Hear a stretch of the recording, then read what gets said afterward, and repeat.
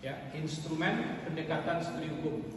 Yang pertama ada subjek hukum. Manusia yang cakap melakukan perbuatan hukum itu adalah orang dewasa menurut hukum. Ada orang dewasa menurut hukum, ada dewasa tidak menurut hukum. Kalau menurut hukum di Indonesia, orang dewasa itu usianya 21 tahun. Materinya tentang instrumen pendekatan studi hukum oleh kelompok 5. Sebelumnya perkenalkan, nama saya Fajida dan ini rekan saya Niki, kami dari kelas E5. Jadi materi pertama itu tentang subjek hukum. Subjek hukum itu ada dua, manusia dan badan hukum. Dan manusia yang dianggap tidak cakap sebagai subjek hukum itu orang yang belum dewasa, belum mencapai usia 21 tahun, orang wanita dalam perkawinan atau yang berstatus sebagai istri, dan orang yang ditaruh di bawah pengampunan yang terjadi karena gangguan jiwa, pemabuk, dan boros. Dan manusia yang dianggap cakap sebagai subjek hukum itu ya kita, manusia yang usianya sudah dewasa dan normal. Lalu yang kedua ada badan hukum. Badan hukum sendiri ada dua, yaitu badan hukum publik atau disebut public right person, dan badan hukum privat itu private right person. Yang kedua, objek hukum. Menurut pasal 499 KUH Perdata, objek hukum yaitu segala sesuatu yang berguna bagi subjek hukum, atau segala sesuatu yang menjadi pokok permasalahan dan kepentingan bagi para subjek hukum. Lalu untuk bendanya, objek hukum ini sama seperti benda, dan dia dibedakan menjadi dua, yaitu benda bergerak dan benda tidak bergerak. Hukum masyarakat. Hukum dan masyarakat memiliki hubungan timbal balik, yakni di mana ada hukum di situ, maka juga ada masyarakat. Hukum ada untuk mengatur kehidupan bermasyarakat, seperti yang kita tahu, agar masyarakat memiliki kesadaran hukum mengenai pedoman norma tentang perbuatan yang boleh dilakukan dan perbuatan yang merupakan dimakan dalam kehidupan masyarakat. Jadi hukum masyarakat ini berguna untuk mengatur masyarakat. Seperti yang kita tahu, hukum itu sendiri dibuat oleh badan yang berwenang, dan hukum juga sifatnya memaksa, di mana dia memaksa masyarakat, memaksa rakyat untuk menaati hukum tersebut. Dan apabila rakyat atau masyarakat tidak menaati hukum yang telah ditegakkan, maka akan diberikan sanksi. Lalu selanjutnya peristiwa hukum. Peristiwa hukum itu sesuatu yang bisa menggerakkan peraturan hukum, sehingga ia secara efektif menunjukkan potensinya untuk mengatur. Suatu peraturan hukum yang mengatur tentang pewarisan karena kematian akan tetap merupakan rumusan kata-kata yang diam sampai ada seseorang yang meninggal dan menimbulkan masalah keluarga yang berguna bagi subjek hukum, atau segala sesuatu yang menjadi pokok permasalahan dan kepentingan bagi para subjek hukum. Lalu untuk bendanya, objek hukum ini sama seperti benda, dan dia dibedakan menjadi dua, yaitu benda bergerak dan benda tidak bergerak. Hukum masyarakat. Hukum dan masyarakat memiliki hubungan timbal balik, yakni di mana ada hukum di situ, maka juga ada masyarakat. Hukum ada untuk mengatur kehidupan bermasyarakat, seperti yang kita tahu, agar masyarakat memiliki kesadaran hukum mengenai pedoman norma tentang perbuatan yang boleh dilakukan dan perbuatan yang merupakan dimakan dalam kehidupan masyarakat. Jadi hukum masyarakat ini berguna untuk mengatur masyarakat. Seperti yang kita tahu, hukum itu sendiri dibuat oleh badan yang berwenang, dan hukum juga sifatnya memaksa, di mana dia memaksa masyarakat, memaksa rakyat untuk menaati hukum tersebut. Dan apabila rakyat atau masyarakat tidak menaati hukum yang telah ditegakkan, maka akan diberikan sanksi. Lalu selanjutnya peristiwa hukum. Peristiwa hukum itu sesuatu yang bisa menggerakkan peraturan hukum, sehingga ia secara efektif menunjukkan potensinya untuk mengatur. Suatu peraturan hukum yang mengatur tentang pewarisan karena kematian akan tetap merupakan rumusan kata-kata yang diam sampai ada seseorang yang meninggal dan menimbulkan masalah keluarga. Jadi peristiwa hukum ini peristiwa yang terjadi secara alami, peristiwa yang menunjukkan fungsi hukum tersebut. Jadi seperti kita di masyarakat, kita pasti pernah konflik karena itu adalah gejala sosial, sesuatu yang pasti akan terjadi dan pernah terjadi. Dan hal tersebutlah yang membuat hukum itu berfungsi. Itulah kaitannya peristiwa hukum. Baik, yang selanjutnya perbuatan hukum. Perbuatan hukum adalah setiap perbuatan atau tindakan subjek hukum yang mempunyai akibat hukum, dan akibat hukum itu memang dikehendaki oleh subjek hukum. Misalnya sewa menyewa, jual beli, hibah, nikah, dan sebagainya. Yang selanjutnya hubungan hukum. Hubungan hukum sendiri hubungan yang diatur dan diakui oleh hukum. Hubungan hukum ini pada akhirnya akan menimbulkan akibat hukum tertentu. Di dalam hubungan hukum, hubungan antara dua pihak yang di dalamnya melekat hak pada satu pihak dan kewajiban pada pihak lainnya. Selanjutnya akibat hukum. Akibat hukum adalah akibat yang diberikan oleh hukum atas suatu peristiwa hukum atau perbuatan dari subjek hukum. Arti sesuatu yang menjadi kesudahan atau hasil suatu peristiwa, persyaratan atau keadaan yang mendahulunya. Hak dan kewajiban hukum.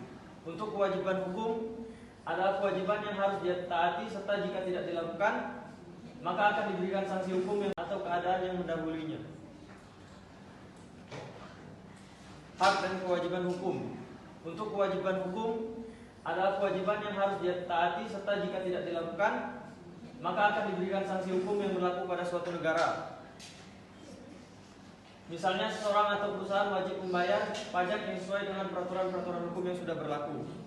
Untuk hak hukum adalah kuasa untuk menerima atau melakukan sesuatu yang semestinya diterima atau dilakukan dulu oleh pihak tertentu dan tidak dapat oleh pihak lain manapun, juga pada prinsipnya dapat dituntut secara paksa olehnya.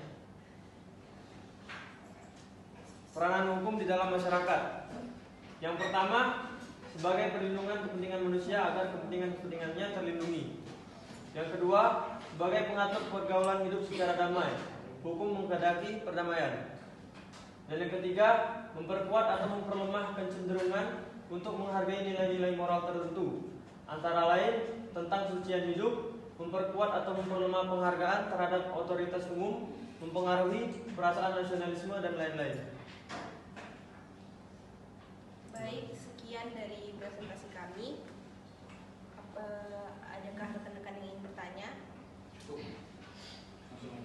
Baik, sekian dari presentasi kami. Lebih dan kurangnya saya mohon maaf. Wabillahi taufiq wal hidayah. Wassalamualaikum warahmatullahi wabarakatuh.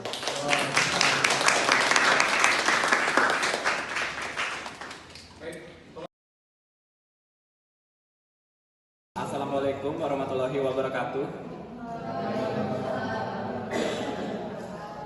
Mohon izin Bapak dosen, mohon izin rekan-rekan, kami kelompok 5 dari kelas G2 akan mempresentasikan tugas kami yang berjudul Maulia, akan membawakan presentasi pada kali ini. Baik, bisa dimulai. Sesuatu yang mempunyai hak dan kewajiban. Seorang manusia sebagai pembawa hak dimulai saat dia dilahirkan dan berakhir saat dia meninggal. Subjek hukum dibagi menjadi dua, yaitu manusia dan badan hukum. Manusia yang cakap melihat. Manusia yang dianggap tidak cakap hukum yaitu orang yang belum dewasa, orang wanita dalam perkawinan atau yang berstatus sebagai istri, orang yang ditaruh di bawah pengampunan yang terjadi karena gangguan jiwa, pemabuk, dan boros. Yang kedua yaitu badan hukum, menjadi pokok permasalahan dan kepentingan bagi para subjek hukum. Benda dibedakan menjadi dua, yaitu benda bergerak dan benda tidak bergerak. Menetap di suatu daerah tertentu, mempunyai penguasa-penguasa dan mempunyai kekayaan yang masyarakat. Sebagai hal yang wajar menurut kodrat alam, dan tidak seorang pun di antara para anggota itu mempunyai pikiran atau kecenderungan untuk membukakan ikatan yang telah terbentuk itu atau meninggalkannya dalam melepaskan diri dari ikatan itu untuk selama-lamanya. Hukum ialah suatu peristiwa yang terjadi atau didasarkan hukum menimbulkan atau menghapuskan hak. Nah, jadi peristiwa hukum ini adalah kejadian dalam masyarakat dan ketentuan yang di dalamnya itu diwujudkan. Nah, bisa dilihat ada dua jenis peristiwa hukum. Yang pertama, peristiwa hukum karena subjek hukum, seperti yang dijelaskan tadi, subjek hukum ada dua, di mana subjek hukum akibat perbuatan manusia ialah perbuatan yang dilakukan manusia atau badan hukum yang menimbulkan akibat hukum. Contohnya jual beli dan yang lainnya. Perbuatan subjek hukum contohnya adalah peristiwa yang bukan perbuatan manusia seperti kematian, hal yang wajar. Hukum baik itu manusia atau badan hukum yang akibatnya diatur oleh hukum dan karena akibat tersebut dapat dianggap sebagai kehendak dari yang melakukan. Yang akibatnya diatur oleh hukum dan akibat itu dikehendaki oleh yang melakukan perbuatan itu. Kemudian menurut Sudarsono, pengertian dari perbuatan hukum adalah setiap perbuatan yang akibatnya diatur oleh hukum karena akibat itu boleh dianggap menjadi kehendak dari yang melakukan perbuatan itu dan hal lainnya. Jadi hukum sebagai himpunan peraturan-peraturan mengatur hubungan antara hak kewajiban yang saling berhubung itu. Nah, jadi hubungan hukum memberikan suatu hak kepada subjek hukum untuk berbuat dan melakukan sesuatu yang diwajibkan oleh hak itu sesuai dengan porsinya. Nah, hubungan hukum terdiri atas ikatan-ikatan antara individu dengan individu. Adapun hubungan yang diatur oleh hukum bukan merupakan hubungan hukum. Hubungan hak atau kewajibannya saling berhadapan, adanya objek yang berlaku berdasarkan hak dan kewajiban, serta adanya pengemban kewajiban atau adanya hubungan atas objek yang bersangkutan. Akibat hukum adalah akibat yang diberikan oleh hukum atas suatu peristiwa hukum atau perbuatan dari subjek hukum. Berdasarkan Kamus Bahasa Indonesia, akibat memiliki arti suatu yang menjadi kesudahan atau hasil hamidi. Kata dampak hukum atau akibat hukum mengandung maksud dampak atau akibat hukum. Pustakahan ilmu hukum dikenal 3 jenis akibat hukum, yaitu sebagai berikut. Yang pertama, akibat hukum berupa lahirnya, berubahnya atau lenyapnya suatu keadaan hukum tertentu. Kedua, akibat hukum berupa lahirnya, berubahnya atau lenyapnya suatu hubungan hukum tertentu. Dan yang terakhir adalah kuasa menerima atau melakukan sesuatu yang semestinya diterima atau dilakukan oleh pihak tertentu. Sementara kewajiban adalah sebuah beban memberikan suatu hal yang sudah semestinya diberikan oleh pihak tertentu. Hal 5. Dikutip dari buku Sistem Hukum dan Perilaku Hukum oleh S. adalah untuk merealisasi apa yang menjadi tujuan-tujuan hukum itu sendiri. Tujuan hukum adalah yang pertama menciptakan tatanan masyarakat yang tertib, yang kedua menciptakan ketertiban dan keseimbangan, dan yang terakhir menegakkan fungsi. Baik, sekian presentasi dari kelompok kami, kurang lebihnya mohon dimaklumi.